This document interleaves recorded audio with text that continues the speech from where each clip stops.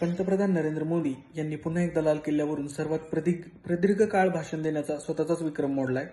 पंतप्रधान मोदी यांनी 100 मिनिटांहून अधिक काळ भाषण दिलेले आहे. तर याआधी त्यांचे सर्वात दीर्घ भाषण हे 98 मिनिटाचे होते.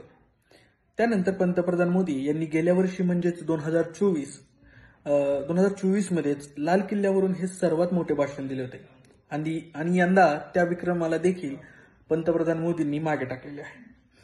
पंतप्रधान मोदी यांनी पंतप्रधान झाल्यानंतर अवघ्या एका वर्षात म्हणजेच 2015 मध्येच लाल किल्ल्यावरून सर्वात लांब भाषण देण्याचा विक्रम मोडला होता. त्यावेळी त्यांनी 88 मिनिटांचे भाषण केलेले होते.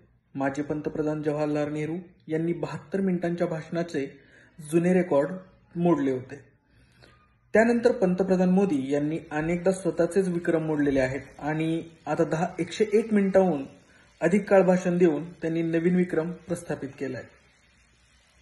यासोबतच पंतप्रधान मोदी यांनी आणखीन एक विक्रम आपल्या नावावर नोंदवण्याचा विश्वविक्रम केलेला आहे. त्यांनी लाल किल्ल्यावरून सलग 12व्यांदा तिरंगा फडकविला आहे. यापूर्वी हे फक्त जवाहरलाल नेहरू यांनीच केलेले होते. त्यांच्यानंतर इंदिरा गांधी यांच्या नावे सलग 11 वेळा तिरंगा फडकविण्याचा विक्रम केला होता, जो यंदा पंतप्रधान मोदी यांनी स्वतःच मोडलेला आहे.